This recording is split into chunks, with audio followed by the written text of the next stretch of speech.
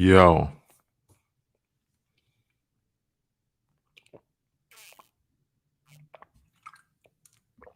sorry. Oh man, we got everything going off today.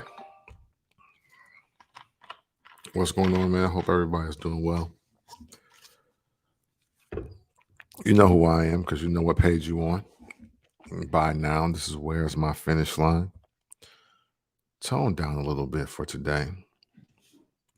Topic is a little more serious than normal. And probably not as inspirational as we would like to be. But I got up today, and one of the thoughts on my mind was, wow, it's October 25th. And October 25th last year was a Sunday.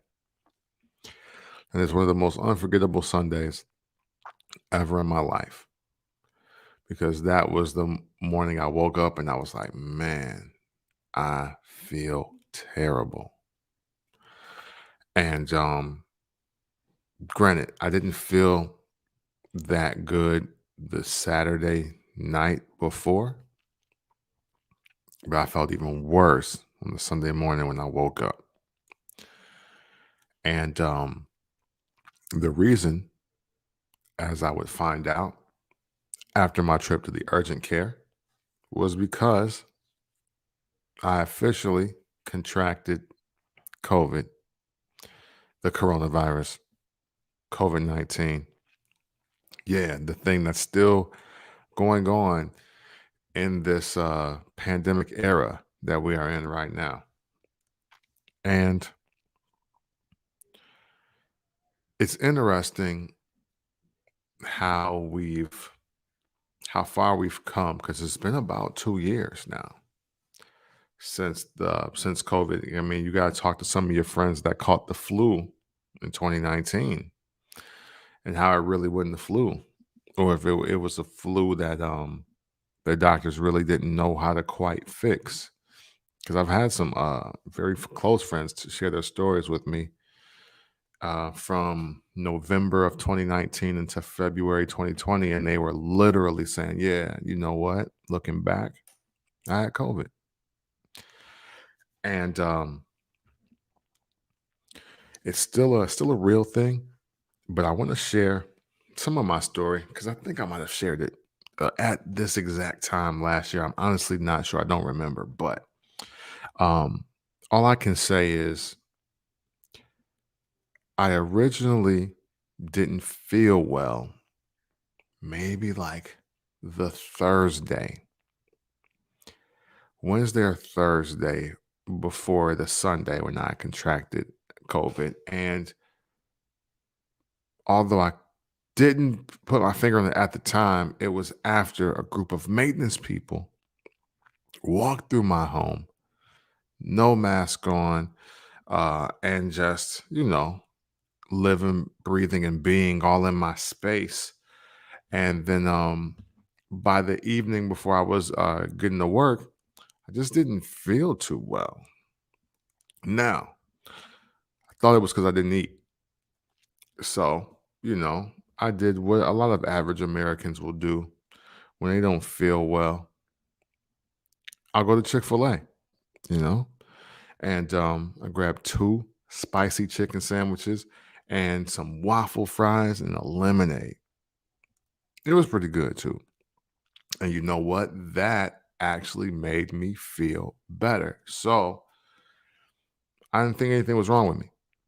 And, plus this time of year, my allergies go crazy. So I didn't really think anything of it because I don't take any Benadryl or Zyrtec or Allegra. I don't do any of that. I stopped all of that in high school. That's why my nose is constantly itching during certain times of the years, my eyes. Um, it's why I get a little stuffy or maybe congested, maybe some headaches depending on where I'm at. But that's why, because I don't take any allergy medication because the symptoms with it to me are worse than the symptoms without it. Fast forward, Girl Scout hike.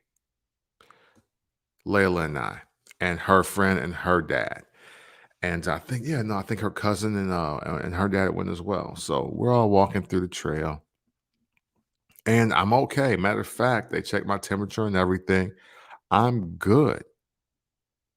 Before the hike, during the hike, like I passed all the protocol, and I got my mask because it matched my jacket. Never forget it. You got to make sure your mask be matching your jacket out here. That's kind of what I live by. I just bought two more masks right now, and we go through the hike. I think nothing of it.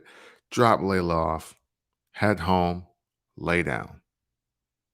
I lay down, take a nap because I'm just tired. I'm fatigued. We did about 2 miles, you know. I wake up and I feel like trash. Then I'm starting to get a little worried because I gotta be at work in the afternoon. I gotta be at work at 1 o'clock tomorrow at this time. And I'm saying this. And I was like, man, I'm gonna lay back down and man, if I feel this bad when I wake up, I'm gonna go get checked out. Because at this point, I'm so pro social responsibility. I got the mask on deck. I got hand sanitizer on deck. I even do use it when I'm going to the pump or not. The only thing I didn't have was like the rubber gloves for like getting gas and things of that nature and touching carts. But I'm not really going anywhere because I'm work from home. And I wake up on Sunday morning and I'm done. I have like the chills. It's getting real bad. And I was almost like frozen and my head was hurting terribly. So, still have no clue where I'm at. And I ended up finding the urgent care in Hendersonville, which isn't too far away. But now that I think about it, I didn't have no choice but to go to the urgent care in Hendersonville because they were the ones that were doing on site rapid tests at the time, like the closest location to me. So going there, have to wait a little while. But I was like only like one of three people in there. So I was like in and out in about an hour. You dig what I'm saying? And so they run the test. I thought she was trying to poke my brain with the swab. It was crazy.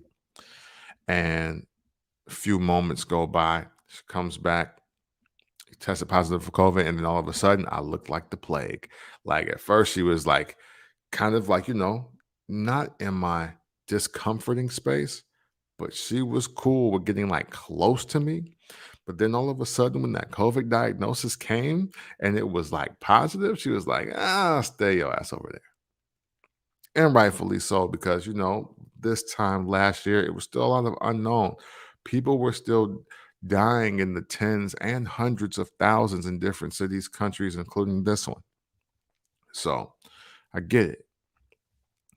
And, you know, at the time, when I was diagnosed, I was told, go home, take some Tylenol, hydrate, get some rest. You should be fine in a few days, but you do need to quarantine for 10 to make sure that you are good before you get back out into the public. And I'm like, oh, okay. I was like, okay, fair enough. I am a little tired. That was the main symptom that I had, besides the chills and the headache. I felt tired. And immediately called the owner of the store I work at part time, let him know the deal. And then I was, obviously cleared to be off because what can you do when you got COVID and you test positive, especially in 2020? Like you're not doing nothing. That is it for you. You are done. It is a wrap out here. And here I am thinking that following doctor's orders would get me back because I only got chills and a headache. And if you had that before, you could overcome that. That ain't really nothing too serious. But that didn't happen for me. Um Between Sunday to Wednesday, I legit got worse. So this time last year, October 25th of 2020, I was diagnosed. Well, I was diagnosed or tested positive for COVID-19. I had chills. I was had the head splitting headache, and I was barely like holding myself up. And by Monday, same deal. Taking the Tylenol, hydrating, getting to sleep. Even though I did log into like work because I'm work from home. My computer's like right here. You know what I mean? Tuesday, same thing, but from Monday night to Tuesday, I started developing a cough. So all the symptoms I had before, plus now I'm coughing. So I'm literally not getting better. In fact, I'm picking up new symptoms within 48 hours of testing positive. Wednesday, the cough gets louder. So literally from Sunday to Wednesday, I'm just getting worse. But I'm still punching in for work at my at home job. But I do let them know that I got it. So I'm like, groggy and all kinds of madness. Uh, and meanwhile, I'm just getting worse and worse while I'm sitting here in my home by myself, not allowing anybody to come over or do anything. Contact my mom, of course, let my daughter know because I began to get worried about her because I tested positive. She was with me the entire Saturday morning into afternoon. So I was definitely worried about her because she has asthma. And it just became something that I was hoping that I was not administering to anyone else. Thursday hits, and I won't lie. Thursday was by far the worst day until Friday came. Thursday was interesting because I think I was trying to psych myself out of believing how bad I was. If that makes sense. And with that, you convince yourself, well, you're gonna get better, but you really don't. And it's like I think my chills that kind of broke then. But what I don't realize is happening is that my breaths are getting shorter because I'm coughing twice as much. And literally, I would find out later, pneumonia is building up inside of me. Now, Friday morning comes. Friday is the worst day ever. No joke. Friday, I wake up and I look at my computer screen and I hear my phone and I see so many emails popping up. I hear text messages going off. And it's like I'm immediately just overwhelmed by just everything happening. And and it feels like I'm literally spiraling out of control. And I don't even know what to do. I don't know where my wits are. I'm just out of it. And I'm thinking I just need to go to sleep. And I said, man, I feel really bad. I'm just gonna turn my phone off and go to sleep as soon as I can get this work done. Yes, I know it's probably foolish, but I worked the entire time I had COVID up until the time I'm about to tell you about right now. I said, let me go ahead, get some sleep, and I should wake up and I should feel a little better. You know, do that. Wake up to a bunch of missed calls and text messages. People are frantic. Get a message from my daughter's mother telling me that, hey, your daughter is really worried about you. She hasn't heard from you all day. And please call her because she really thinks something is really wrong with you. And at the time, I didn't realize what time it was because, it starts getting dark earlier. And I did go to sleep when it was light out. And I did kind of expect it to be dark, but didn't realize that my short nap was about 5 hours, 5 or 6 hours. And I woke up and I called her immediately. to try to let her know I was okay. And then her and her mom look in the FaceTime screen and they're like, "Hey, you need to go to the ER." And I'm like, "What?" I'm like, "What?" Like that's I literally like I've coughed till my throat is like raw, like my voice is even different. Like it's just a lot going on. She was like, "No." She was like, "You need to go to the emergency room." I was like, "I don't even know where it is," because I really didn't. I had been out here. So October 25th, I literally August, September. I hadn't been out here 90 days yet because I moved on October 29th. So October 29th to September 29th is 30 days. I literally contracted COVID, had no idea where I was within 60 days of moving here and being here, and didn't have had no idea that I was driving by the emergency room every day when I go see Layla. Had no idea. And I said I didn't even know where to go. She was like, "Well, I'll come get you." It's like, "But I got COVID." She was like, "You need to go to the hospital." She was like, "It's either that or we're gonna call an ambulance or like what? What are you gonna do?" So I'm thinking like, what? How do you see this over the FaceTime screen? Um, and then she does come and get me, takes me to the emergency room, and when the doctors and people see me, they immediately give me an oxygen tank and just have me sit. And within minutes from the test that they had ran, and they realized that I am now on my, I think it was fifth day of COVID, and I'm telling them that I'm progressively worse and the things that have happened since Sunday up until this Friday. They tell me that we're going to admit you, and we hope that's okay. My response was, doesn't sound like I got a choice. So where am I supposed to go? You know? And looking back in hindsight, I understand while some of the youngest and healthiest or um, just the most unassuming people die from COVID. Because I don't think, and I'm not trying to over dramatize my story or to make it seem like more than what it's not.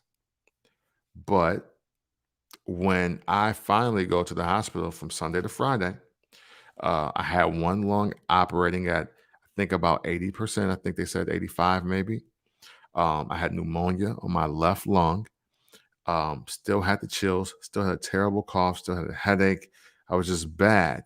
And it took somebody to see me to tell me to go to the emergency room because I was trying to fight it off with Tylenol and DoorDash, you know? So you think about it like this. What if I had been stubborn enough to not go to the emergency room on Friday? What if that Friday night I don't go? Who's to say by next Wednesday, because I didn't take it seriously, or I don't think it's a real thing, or I don't really think people are dying from it, that I die on Wednesday, you know? And that's again, that's hindsight looking back. I'm not even thinking of it then. I'm thinking like, man, if it's like the flu, I should be able to fight it off. I never took the flu shot. I'm out here. You know what I'm saying? I was like, I'll get better. I just need to get some, I just need to take more NyQuil or you know what I'm saying, or anything. And I was in it, I think I was like rotating like Dayquil and everything, trying to stay up, and nothing was working. Nothing over the counter was working. So I stopped taking everything. So if you're not being treated properly, like there's no, I can see that if you're not treated properly, I can see the ramifications being fatal, is what I'm really circling around to. And, that admitting ended up being 3 days. I was in the hospital for 3 days. I got out of the hospital on election day, and they were skeptical about letting me go that day. They were like, "Do you want to stay another day?" I'm like, "Well, I don't want to, no." But If you're thinking I should, then I will. They were running tests the whole time I was there, giving me medication that wasn't even on the market yet, which is, basically the vaccine. If we're keeping it real, I'm one of the lab rats that survived, and even though while I was admitted and on a stretcher and being hauled off in an ambulance from the emergency room to Henderson Medical, and thank God for all those people in there, every doctor was telling me that I was going to be fine, and I'll make a full recovery from it, which that is even a blessing in itself, right? Because many people have not. Even the people that have survived it have not made 100% full recovery. Some people have lingering issues. They have reoccurring issues. Some people's their asthma is worse now than it was before. They contracted the virus, and it just put a lot of things in perspective for me about how fortunate, what I'm saying, and how I got to live with a certain amount of gratitude. But also, it also comes down to just understanding that sometimes you you can't will your way out of certain things, and sometimes it's just best to just listen from the people that can see you on the outside looking in, because I don't know, I think I was thinking back, I think I was contemplating going to a doctor or seeing what's up, or no, I was going to call urgent care. That's what I was going to do, because I had called them, I think, Wednesday, and let them know that I wasn't getting any better.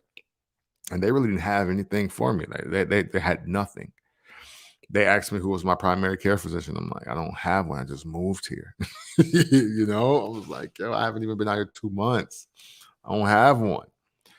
And I just really think back, and and thank God for just um, you know, me, one, having a person to see me and be like, hey, look, you're going to the emergency room, even if I gotta take you.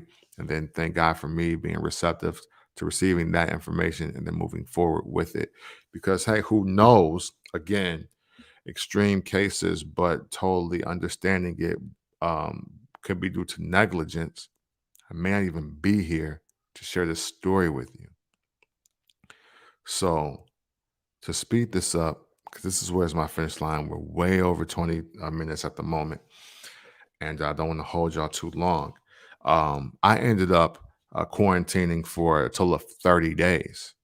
It wasn't until November 25th that I would test negative and be cleared to go back out to work in the public. Um, I spend a lot on DoorDash. Still have the app now. It's still convenient when I feel super lazy. But yeah, they made a lot of money off of me. That Dash Pass came in handy, especially. Um, Ordered a lot of tenders from Old Charlie's. But besides that, man, you know what? As I look back at it, um, I would have definitely ate better. You know what I'm saying? Because when I was in the hospital, I think I lost like about 15 or 20 pounds. And then by the time I got to like my first week of quarantine at the crib with a DoorDash app, I think I was back at like 265 or something like that. I was like 243 or something crazy like that. I lost a gang of weight in a few days. And I gained it all back in like 7 meals. You know what I mean? Um, Also, but yeah, nah, I would have did my due diligence more, even earlier, with just the proper fruits and vegetables and hydration besides water. I would have did a lot more of that. I would have took care of myself better, because that's how your body's gonna fight off anything when you have just the proper foods in it. And I making a conscious decision of doing that now, and I've lost about the same 20 that I've lost this time, except without COVID. You know what I mean?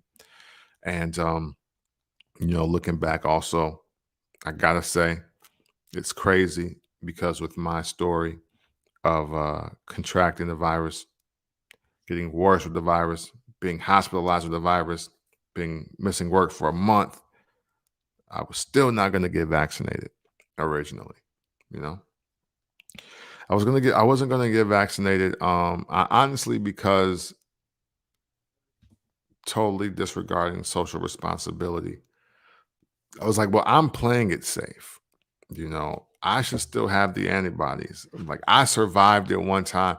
That was my inner boomer kicking in. You know what I'm saying? Because I was raised by boomers and people of the greatest generation, obviously. But I was like, man, look, I already survived it, and I know what to do next time. So I'll be good. And thinking back, man, that's kind of foolish to say, right?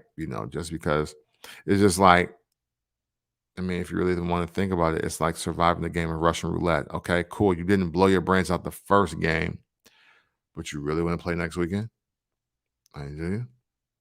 I don't think so. It's not as smart as it felt in my mind at the time. And I wasn't, I mean, I wasn't in the conspiracy theory bag, and I wasn't, thinking I was gonna be one of the Miss Evers boys or anything like that. I just didn't want to. But as I really sat and thought about it, and I thought about this day, October 25th, 2020, it dawned on me. I was like, yo, I don't want to be in the hospital again with this. I don't want to potentially be in worse shape than last time. I don't want the potential of this to be fatal because I think now, since I survived once, that I don't even need to go to a doctor. So, that played a big part in me getting vaccinated. And then also, there was just some opportunities that I wanted, that I mean, that as of right now, I haven't gotten, but I probably don't have time for them now anyway.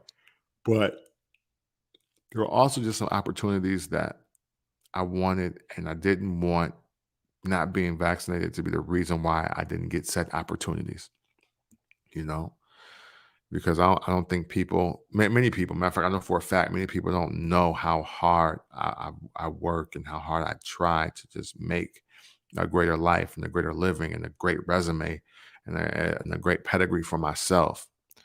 I'm never too proud to work, never too proud to start at the bottom. I'm never too proud to just do what needs to be done. So, I got vaccinated to let that not be one thing that's stopping me as well. And this is I'm happy to be here. Let me say that. It's October 25th, 2021. And I'm really happy to be here, man. And I hope that all of you out there are still taking the virus very seriously, because although it's not a hot button topic because we have vaccines and we have so many survivors, people are still dying from COVID-19. People are still dying from the coronavirus. Um, I don't want to pin it on this lady, and I'm not going to go into grave detail, but there is a woman that has been to the store I work at least 4 times in the now year and like change I've been there, and she's been picking up black suits to bury somebody like every 3 or 4 months. And from the sound of it, it's not people passing through the old age. I don't like to pry, because when people are buying suits for funerals or when they're buying suits for a deceased person, it's just the conversation. It's just one that you don't want to have. And I hate that I know this woman, and I remember her voice and I remember her face, even with her mask on. I hate that I remember her because she's always in our store buying suits for someone that has left her for good. And I uh I just don't want that fate for anyone. Look, believe what you want about the vaccine, and believe what you want about COVID in general. But don't be ignorant. Don't be naive. Uh, you know, COVID is um COVID is a lot like racism to some people. COVID is a lot like racism to some people. Some people feel like, well, hey, I mean, I ain't racist, so it can't exist. But it's ignorant. Y- You represent one person of billions.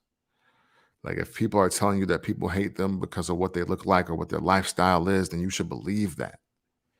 You know, everybody's story ain't your opinion. You know what I'm saying? Like some people are speaking from fact. It's like, no, I hate even when just amongst black people we argue about racism and does it exist when literally some person can tell you a truly racist experience and then somebody would be like, well, that's never happened to me. And both of you can be right.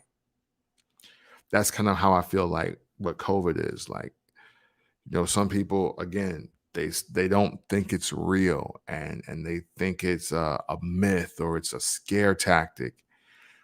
But there are other people that really lost lives. And there are literally people that were breadwinners and providers and head of households that lost their life and their families are out here stuck because of it. Celebrities have died from it. Close family members or friends have died from it. So like you should take it seriously for that reason. And I don't even know. I mean, even though that I was totally against uh myself personally being vaccinated, I wasn't going to be like an anti-vaxxer, but now, my social responsibility kicking back in. I'm out in the public a lot of nights, a lot of weekends. And you know, I just don't want that on my conscience that a person that survived it, I survived it. But that means I know I could get it again. And next time it might be fatal, or maybe it could be fatal for someone else. You just don't know. Like, people, especially us Americans, we get so wrapped up in doing stuff for us. Like, I'm doing it for me. This is what I want to do. That we forget about the humanity and the philanthropy and really, if you want to go biblical, we're disobeying God's way, of love thy neighbor, look out for each other, love each other. You know, what if this, like, for all you conspiracy theorists out there, and for all you people that don't believe, what if the COVID coronavirus was a way for whatever God you believe in to measure how well you follow his teachings of love and looking out for your neighbor? Then what? Just something to think about. I'm not here to get biblical or, preachy or anything with you on that. I just, this is something to think about. Sometimes we are put on this earth and we are given tests to figure out where we do reside. Like, where is your character? Where is your heart? What do you believe in? Sometimes you're put in certain situations to test your belief system. A lot of y'all talking spiritual stuff and you're a spiritual person, you believe in this, but yet you're only looking out for yourselves. Yeah, you can call it protecting your peace all you want. But at the end of the day, if all you're doing is for yourself, if you're protecting and being and serving yourself, why do we need you here? Just something to think about. Where's my finish line? Well, over 30 minutes. And at the risk of rambling, I'm going to stop here. I'm just going to end it. Usually I have jewelry, but listen, man, I'm going to just tell y'all like this, man. I'm happy to be alive. I'm happy. I'm happy to be alive. I'm happy to be COVID free. I'm happy to be in a situation where I can talk to you all and hopefully encourage and inspire you all to do whatever it is. It ain't got to be regarding the topic. I just hope I'm inspiring you. You know what I'm saying? To do something, to be greater than you were even an hour ago, let alone yesterday. And I hope you all are well. If you have lost somebody from COVID, man, my sincere condolences to you. For those of you not taking it seriously, please keep the ignorance to yourself. You know what I'm saying? We don't need that. And just be safe, everybody. I wish the best of blessings to all of you, and I hope that you all be safe. Everything out here is extremely real, whether it happened to you or not. Never forget that. All right. Well, listen, man, where's my finish line? You all have been great. Thank you for tuning in whenever you tuned in. And as always, we end with love.